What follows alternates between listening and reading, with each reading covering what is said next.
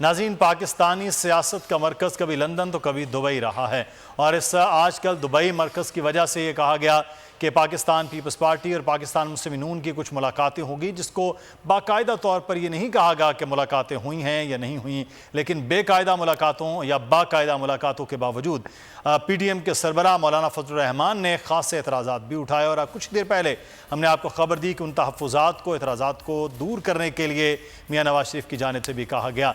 मौलाना फजलुर रहमान ने कहा कि PDM की अब ज़रूरत बाकी नहीं रही है।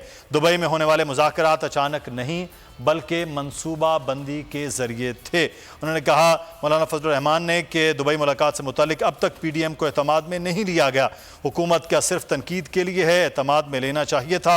हम अपोजिशन को तोड़ने से बचाने के लिए असम्बली में गए। मौलाना फजलुर रहमान की जानिब से जिन एतराज़ात के हवाला दिया गया है वो मुलाकातें कहा गया कि आसिफ अली जरदारी और मियाँ नवाज शरीफ साहब के दरमियान हुई हैं और अब कुछ देर पहले हम ज़राए से खबर दे रहे थे कि उनको मनाने का भी टास्क दे दिया गया वज़ीर आज़म शहबाज शरीफ को और उनके तहफ़्फ़ुज़ात दूर करने की भी बात की गई। साथ ही साथ मुलाकात के लिए भी मियाँ नवाज शरीफ साहब की जानिब से कहा गया है। हम इस पर बात करेंगे कि ये एक तो मरकज़ बना हुआ है, उसके असरात अब कहाँ होंगे, किन मामलात की जानिब आगे बढ़ रहे हैं। हमारे साथ इस वक्त मौजूद हैं पाकिस्तान मुस्लिम नून के रहनुमा सेनेटर गौस मोहम्मद न्याजी साहब। न्याजी साहब, बहुत शुक्रिया आपके वक्त का। और हमें ज्वाइन किया है सीनियर सहाफ़ी और तजज़ियाकार मुजाहिद बरेलवी साहब ने। मुजाहिद बरेलवी साहब, सर आपका भी बहुत शुक्रिया। गौस मोहम्मद न्याजी साहब, सर मौलाना फजलुर रहमान साहब को कटा दिया आपने, को मुलाकातें हो रही हैं, ना उनको कह रहे हैं कि एतमाद में हैं, ना मुलाकातों में शामिल हैं। क्या वजह हुई सर कि मौलाना फजलुर रहमान साहब गैर अहम हो गए हैं? आपके बात नहीं है, गैर अहम नहीं हुए। ज़ाहिर PDM जो है 10-12 पार्टियों का एक हमारे इकट्ठी कोलिशन है, तो थोड़ी बहुत ये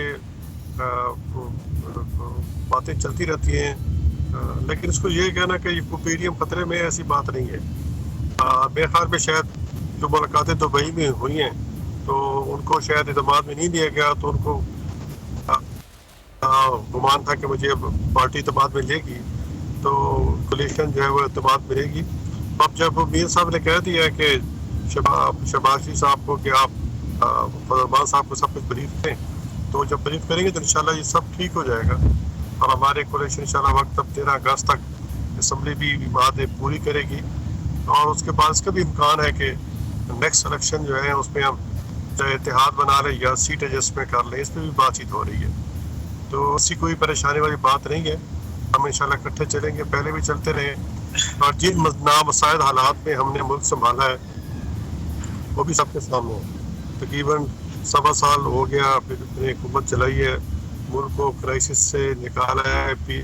IMF से एग्रीमेंट भी हमारा जो है वो तकरीबन कंप्लीट है। हमारा 14 जुलाई को मीटिंग हो जाएगी, एग्जीक्यूटिव की मीटिंग, और फिर सारे इलेक्शन की तैयारी हम शुरू करेंगे। तो ऐसी कोई बात नहीं है, फजलुर साहब हमारे इत्तेहादी हैं और इत्तेहादी रहेंगे इंशाअल्लाह। सही, ठीक है।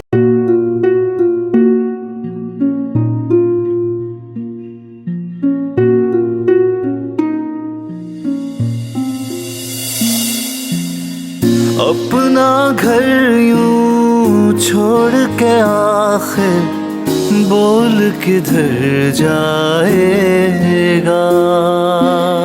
ये जो पड़ा है वक्त कड़ा है, वक्त गुजर जाएगा।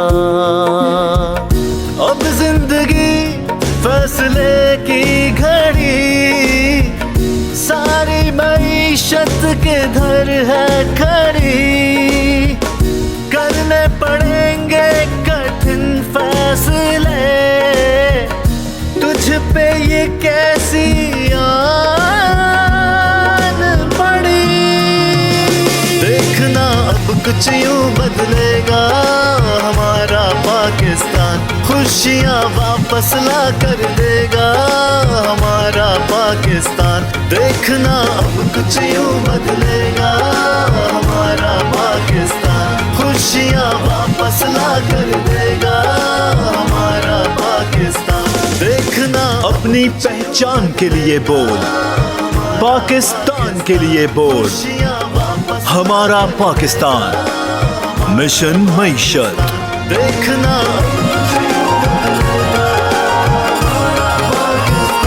खुशियाँ